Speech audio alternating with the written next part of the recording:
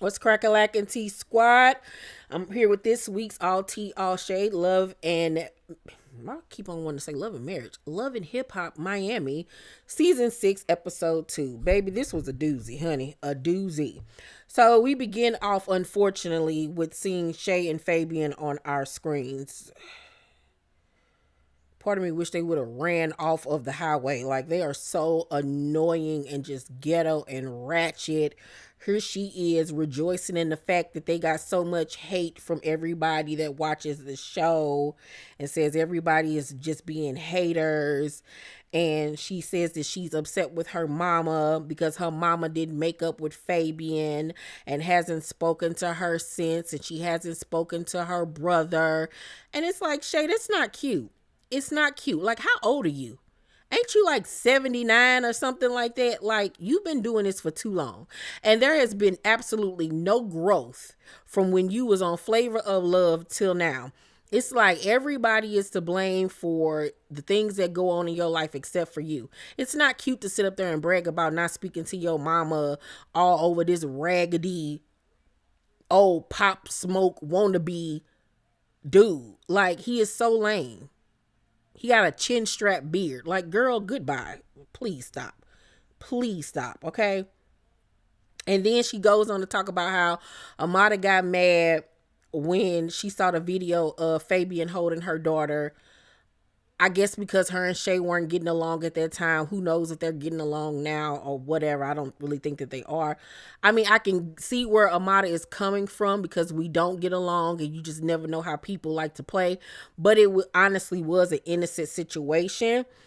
She says that she hasn't spoken to her brother but wants him to go with her to an event that Flo is having because Flo is opening up a new store and she's going to showcase the friendly hand high five products, whatever they call that Shay like to pump out, child, to make you poop. And I was like, ain't it mighty funny that now that the cameras are back up, you want to speak to your brother, but when the cameras are down, you ain't got nothing to say to him. Like, girl, get out of here. If I was her brother, I wouldn't have went. I don't care if I'm getting camera time or not. Like, girl, I'm not about to fake it front with you. Why you ain't ask your man to come? Why?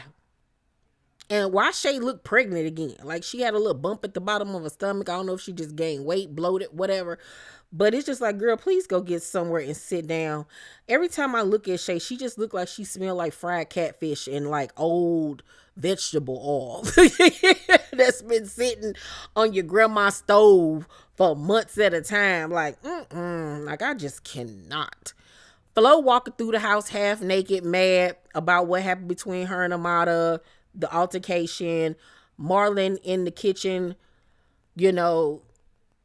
trying to keep up with his daily chores that he got to do. So he and her making her breakfast, and she sit down talking about how mad she is and tells him about what happened and how Amada attacked her. And I was like, you threw a drink at her, but you left that part out. Okay. And then she goes on to ask Marlon, is it true that he was flirting with Amada? And he admits in his confessional that him and Amada do talk. And he tells Flo that if there was any flirting, it was on her end. If Amada sit up here and talk to this man this season, like, girl, just throw the whole show away. Throw the whole show away. Because ain't no way. Ain't no way. I know it's not that much shortage of men in Miami for anybody to be talking to this man that's sitting up here wearing a rug on his head. Like, I'm not about to go there. I'm not about to talk to no man that ain't got no job and cheated on his wife with her sister. Like, ain't nobody that desperate for some loving and affection. You better seek out Jesus if you that thirsty, okay?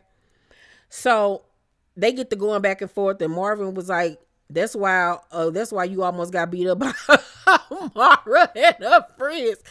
Yo, I hollered, and she got mad and threw the plate of food at him or whatever. Girl, just the ghetto. Then you have Estelita joining Zoey and her friends at a little Airbnb, doing a little kickback, and they go outside, and Zoey was like, oh, this pool look nice. I can't wait to pee in it. Now, I don't know if she got that from a movie or something. That's why I'm just going to trick my mind into believing. that she was like saying a movie reference, because I know she wasn't being serious. I just refused, because no, you can't be big and nasty. Like, no, nope. And I love me some Zoey. Zoey talks to Estelita about the fact that her boyfriend is managing her and he's all on her back. He's just being a helicopter mom and it's just too much. And she's working so hard. And on top of that, she got to come home and cook and clean and she don't get no help. And I'm like, yeah, no, this don't work for me. And I know damn well it ain't working for you, because what? Excuse you? So then Eliza arrives, and Eliza and Estelita talk about Shay attacking Estelita's trauma last year and everything, which I agreed with. That was just low down and dirty and unnecessary, and Shay just doesn't have any couth. She honestly doesn't. She really honestly doesn't. Eliza tells them what happened between Flo and Amada and how they got into an altercation. And Zoey is shocked by Flo's behavior, because, you know, her and Flo get along. She was like, normally be Gaelle turning up, not Flo. So she's shocked about this and really doesn't have much to say because of that. Estelita say that she is, however, going to confront Flo on behalf of Amada, because, you know, her and Amada are cool or whatever. And I'm like, girl, Amada ain't gonna do that for you. So what you doing it for her for? Like, why are y'all sitting up here caping for Amada, when Amada is not a girl's girl at all? Amada is so fake and fugazi, child. Amada don't care nothing about nobody except for her and them kids and her mammy. Other than that, she could care less about any of y'all. Okay? Like, she don't care. So Hot Topic hit up Trina's brother Snoop and talks to him about Trick having to have emergency surgery. He's stable now. He's doing better. Hot Topic then goes on to tell Snoop that Trina is being funny acting since she got with Swerve. And we find out that she actually went to school with dude who real name is Ben. Not that nigga real name Ben. This nigga is Benjamin. What was the Michael Jackson song? Ben,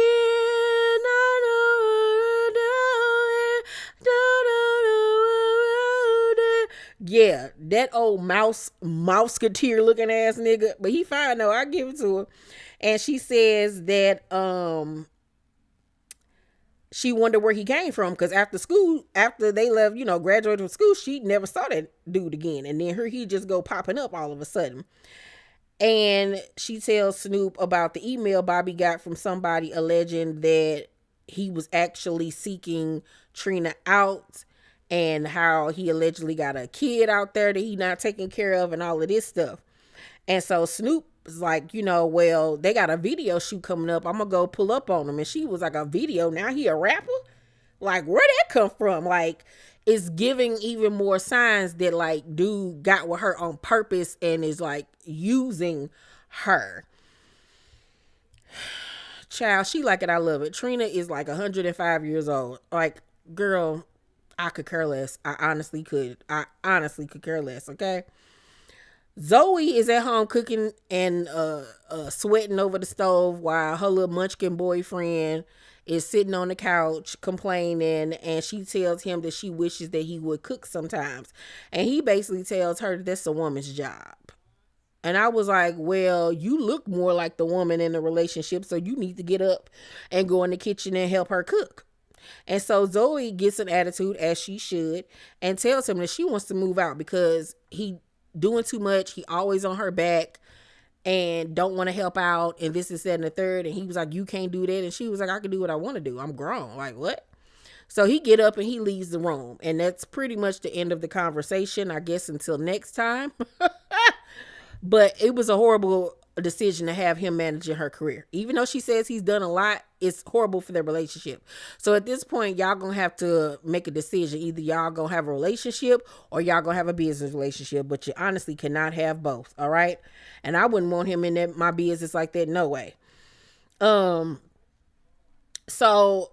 Flo then goes and makes up with Gaelle because she needs some backup. So fake. But also does mention to Gaelle that she needs to be a better sister to her. Because, you know, the fact that she slept with her husband and her little side chick, all right? Which is just so disgusting as I say that out of my mouth. Like, what kind of family y'all got? Flo says, I feel like Amada is only coming after me because you slept with her baby daddy. I don't think that that's it. You were heavily flirting with Safari last season. Wasn't her first season, she was heavily flirting with Ray J or something. Like, it's just a mess. It honestly is. It's just ghetto and trifling, all right? Zoey meets up with her little sister Bianca, and the sister gives her the gag of the century by telling her that she been talking to Shay baby daddy Fabian for almost a year. And it started when she commented on a post where he was like, F Shay's mama dog. She got in the comment section saying, dogs have feelings too. And from there, the conversation went down in the DMs, and that they talk about marriage and that he's such a sweet guy. And I'm like, girl, you can't be this stupid. But then I looked at her and was like, yeah, you can be that stupid. So you know what? Never mind. Zoey is shocked by this. She cannot believe any of this. And the girl goes on to tell Zoey that she's unsure though, because dude be rushing her off the phone a lot and all of this type of stuff. And Zoey was like, well, this is crazy, because I know Shay, I don't know her like that. I just know she like to crash out and throw stuff. And she was like, then we gonna have to fight this bitch, and she be throwing things. Baby, Zoey was like, I'm not about to get my face messed up because of you, okay? Y'all, that had me hollering. But Flo is at her store, and she has Eliza come by so they can talk once again about squashing their beef. Gaelle is there to have, her back. And when she finds out that Flo is showcasing Shay's product, she gets mad because, her and Shay don't get along. And she reminds her sister that if the tables were turned, she wouldn't be showcasing your products and her stuff. And I agree. So Eliza and Estelita arrive, and Eliza tells Flo that she owes Amada an apology. And she was like, well, we all want things in life, but that ain't gonna happen. So Estelita makes it clear that y'all not gonna jump on Amada. I got Amada back, so nuck if you buck, okay? And I'm just looking at Estelita like, girl, get you some business. And get you some regular pants. I'm so sick of seeing her in spandex. All she wear is leggings. Like, this ain't jazzercise. Girl, put on some clothes. Walking out the house with bras and crap on. Girl, get some fashion about yourself.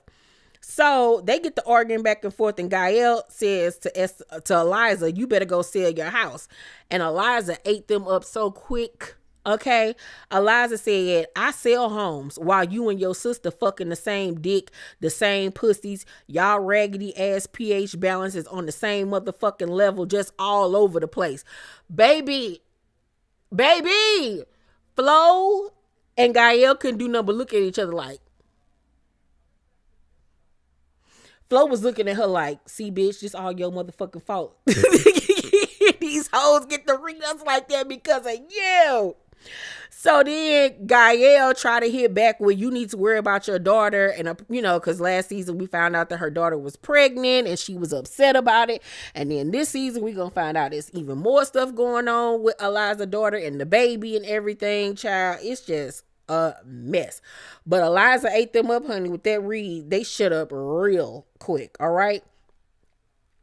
Trina and Swerve are at their video shoot, and Snoop stops by to talk to him and pull him outside and asks him, what's up with the rapping thing. And dude was like, this is my first time recording. Trina encouraged me to do it. And